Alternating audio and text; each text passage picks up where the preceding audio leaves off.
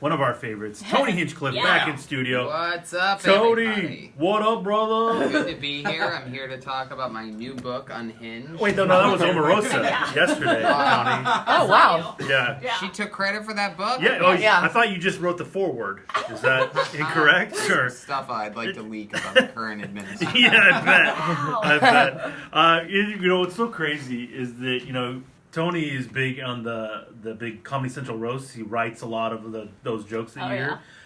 The fact that our president has been on one of those roasts is insane to think about. It was the first roast I ever wrote for. The first Trump's. televised roast. Yeah. Did you meet him? No, that was in New York City, and I was the lowest guy on the totem pole, so I didn't fly from LA to New York, but it was the first roast I ever got jokes on.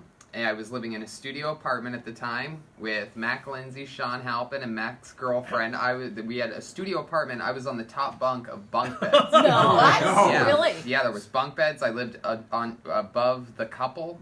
And so they were Shut up. Yeah, they would sleep together underneath me, and then there was our buddy had a queen size bed in the middle of the room. When I say studio, I mean like this studio. This size is the studio. Yeah, small room.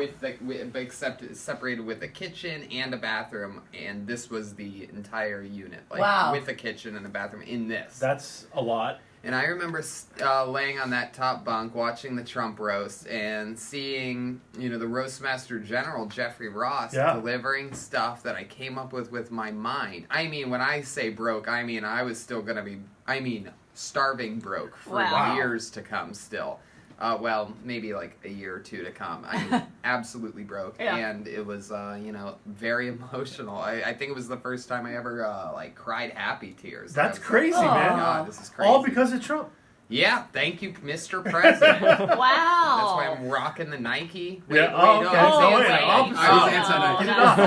do have the Make America Great Again hat. That's so true. Cool. You can't tell, but I'm wearing two right now in the studio, one on top of the other. You're that much of a supporter. Now, Tony, I have to know, if you're sleeping on the top bunk and you got a couple sleeping below you, is there any... Could they ever hear me masturbate? That was exactly what I was wondering. my question, Tony. Yes. Thank you for asking. Could they? Exactly. That's one of the things I was doing during the Trump roast. Yeah, Oh, really? you're so happy. Happy tears. That happened. Using the tears as a lubricant. Now, did you write anything for this last one, the Bruce Willis one? Yeah, I had a ton of fun. I got to meet Bruce. Oh, himself. dude! Yeah. What was that? Because we had Kevin Smith in here once. Yeah. And he directed Bruce on a terrible movie. Yeah. And they hated each other. Yeah. So he didn't have nice things to say about Bruce. So Let me tell you something right here, right now. You can quote me on this. Okay. I'm on the Bruce side of things. No! Yeah. Bruce. We're making news again today. Yeah. Bruce Omarosa, now this. Crazy. Yep. Kevin Smith, it's just, I love his old movies and stuff, but I mean, who do you think is really right about this? It's Bruce frickin' Willis. Right? And rock star. And to get to work with him, and you don't just meet him that night. He comes in, and we help him with this script, and we find out what adjustments he wants to make or what he wants to add that's honest and real, and stories and things like that. And then you trim it down, you do it again. So, just getting to hang out with him. He has a look on his face all the time like he knows he's Bruce Willis. Yeah. Oh, that's awesome. It's that Bruce Willis smirk. Yes. You just know, like, that's awesome. Whatever happens, what do I care? I'm Bruce Willis. Yeah, Right. and he's not just an action star, he's the action star. Right. One of the things that really stood out to me was on these roasts, there's always this big video that they play, this montage of everybody's career right before they come out. You know, they do jokes, you introduce your dais, the host does jokes, and they go a little bit more about the person we're roasting tonight, your guest of honor. There's always a video, right? Yeah. Now, normally everybody's video is always them, walking in on a sitcom, all these different characters and this and that, or famous lines. This one, it's just and bombs and explosions and him flying off buildings and saying words that I literally can't say right here. Yeah. A lot of MF this and whatever that, and it was the coolest video montage ever. And that's when you really realize this guy's career is crazy. Yeah. I mean, literally living the dream. Sure, you could go win frickin' what are they called? Oscars or whatever. Yeah, please. But who cares? This guy has, 15 houses from fake shooting people. From saving the damn world over and over and over and over again. Yes. So, it took me, I knew I wasn't even going to do it anymore. I just, the comedy and stand-up and everything's been so great lately. And the podcast and all this fun stuff that I'm like, if they're not going to have me on this roast to perform, I don't think I'm going to write for it. I'm like, who's the roast? They're like, Bruce Willis. I'm like, I got one more. Ed Norton was on Dennis Rodman. I'm like, okay, I'm in.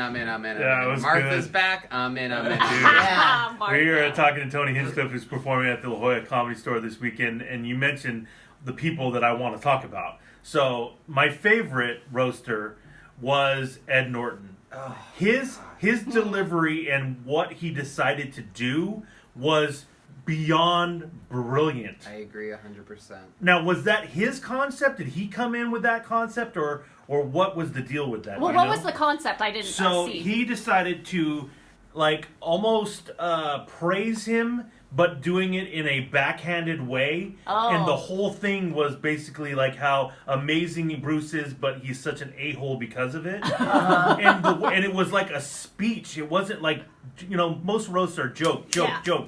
It was like he did a whole speech. Oh, Yeah. that's It was cool. crazy. It was along the tone of you did it right, Bruce. Who needs to be respected? Right.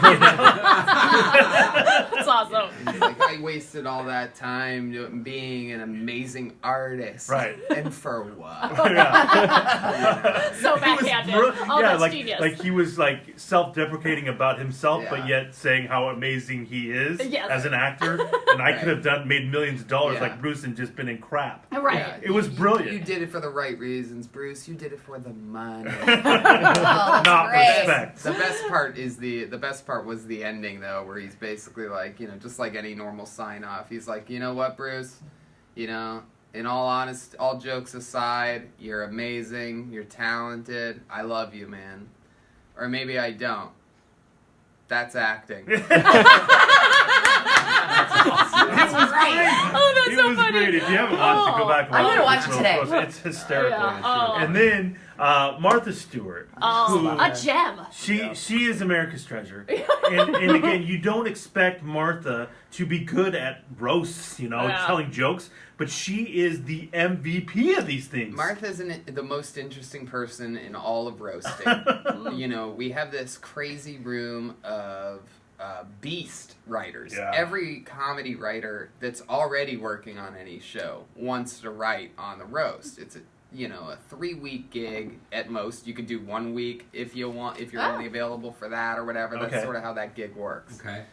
And but it's the same monsters every year. Okay. In this room, and when Martha gets announced, people go crazy. This one was a scary one. A couple of the biggest writers there were were pretty nervous because it's hard to top what we've already done with Martha. Mm-hmm. I see that. But crawling in her head and her delivery, and she's just, Magic. she's just game for anything. Out of everyone, ever, out of all the people that I've ever seen on roast, nobody's more down to just kill. And nobody has more to lose. But look at that. You see the risk reward, and you see that's the dynamic, though. It's how you win in life, is by taking chances and pushing it to the limit, and she gets that, even with a multi-billion-dollar empire. America's first self-made female billionaire. And she's just, I'll say whatever's going to kill the hardest. Yep. Wow. That's amazing. Put it on the paper, I'm going to crush it. And she does. Yes. So when she's that open, it's a writer's delight. It's a dream. Then we're sitting there until we're on the ground cracking each other up, picturing her saying something, and then it goes in. And what a gig. Does anyone ever work with her on her delivery, or does she get it like that? Gets it. Okay, you just write it and she gets it. It's very dry. Yeah. It's very Martha. Yeah. But it's giving the audience the unexpected. You don't expect those words to come out of Martha Stewart's mouth, and when she does, it kills. The main man on that is Mike Ferrucci, and he has a real knack of writing these jokes that you just truly never ever see coming. And when him and I get in a room, just him and I together, it's just absolute chaos.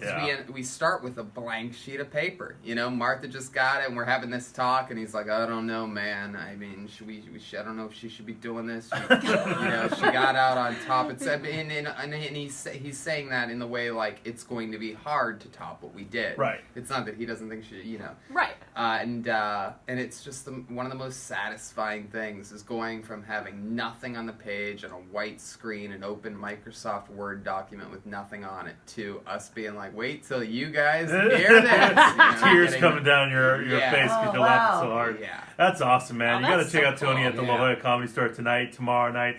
He came in early this morning just to do this. You had a gig in LA last night. Yeah. You hit up the burrito shop, taco shop right across the street. This place has the most. I've been lucky enough. La Jolla is the first place that I ever opened for anyone. It's the first place I ever featured for anyone. It's one of the first places that I ever headlined. That's awesome. This place has, and like I said, I'm lucky enough to travel everywhere now.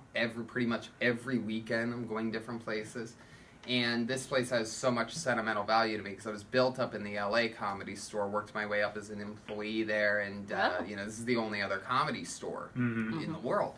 And so I was telling my boy Mike Vinn on the way over here, I'm like, I've been here starving.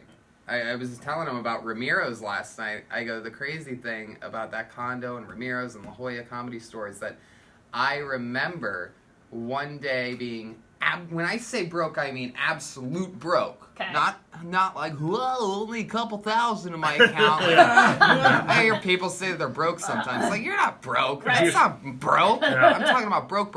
And I remember one day going through drawers in the kitchen and sort of looking around in the cleaning closets for quarters or nickels or dimes. Because one time I wasn't able to get the California burrito at Ramiro's. Oh, no. I had to get 5 rolled... There's one, and I found it. It was the last thing I was looking for last night on the menu. 5 rolled tacos. Okay. Because it's the cheapest thing on the menu. It's the only thing that's I think it's $5.65, where the California burrito is $6.85. Yeah. Right? Yeah. And I'm the kind of guy that could never ask anybody for anything and all that.